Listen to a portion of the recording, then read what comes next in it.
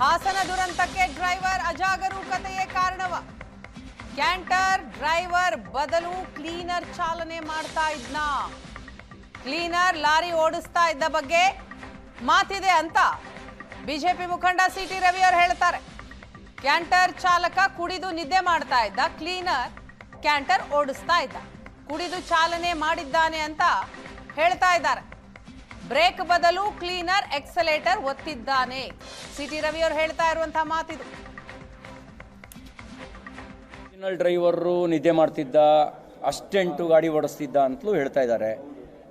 ಕೆಲವರು ಕುಡ್ದಿದ್ದ ಅಂತ ಹೇಳ್ತಾರೆ, ಕೆಲವರು ಬ್ರೇಕ್ ಬದಲಿಗೆ ಎಕ್ಸಲೇಟರ್ ಒತ್ತಿದ್ದ ಅಂತ ಹೇಳ್ತಾರೆ.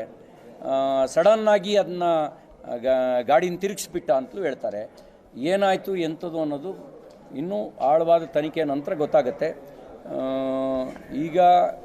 ಈಗಲೇ ನಾನೇನು ಹೇಳಲಿಕ್ಕೆ ಬಯಸೋದಿಲ್ಲ. ಇದೊಂದು ಕೆಟ್ಟ ದುರ್ಘಟನೆ. ನಮಗೆ ಇತ್ತೀಚಿನ ವರ್ಷಗಳಲ್ಲಿ ನಮ್ಮ ಸುತ್ತಮುತ್ತ ಈ ಥರದ ಕೆಟ್ಟ ದುರ್ಘಟನೆಗಳಾಗಿರಲಿಲ್ಲ.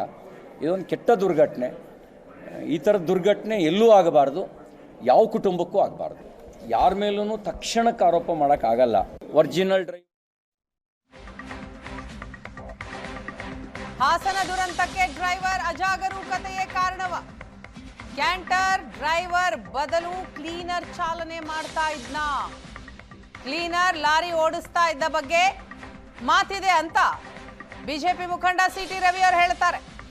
ಕ್ಯಾಂಟರ್ ಚಾಲಕ ಕುಡಿದು ನಿದ್ದೆ ಮಾಡ್ತಾ ಇದ್ದ, ಕ್ಲೀನರ್ ಕ್ಯಾಂಟರ್ ಓಡಿಸ್ತಾ ಇದ್ದ, ಕುಡಿದು ಚಾಲನೆ ಮಾಡಿದ್ದಾನೆ ಅಂತ ಹೇಳ್ತಾ ಇದ್ದಾರೆ.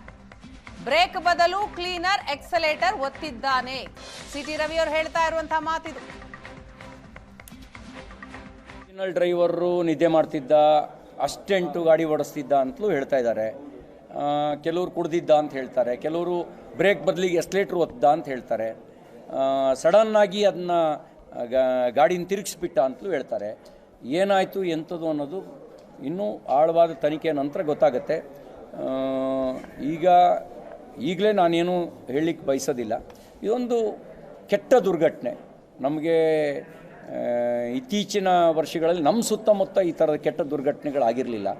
ಇದೊಂದು ಕೆಟ್ಟ ದುರ್ಘಟನೆ. ಈ ಥರದ ದುರ್ಘಟನೆ ಎಲ್ಲೂ ಆಗಬಾರ್ದು, ಯಾವ ಕುಟುಂಬಕ್ಕೂ ಆಗಬಾರ್ದು.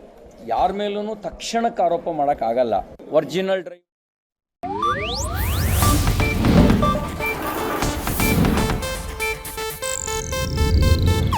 ಇದು ಏಷ್ಯಾನೆಟ್ ನ್ಯೂಸ್ ನೆಟ್ವರ್ಕ್ ಪ್ರಸ್ತುತಿ.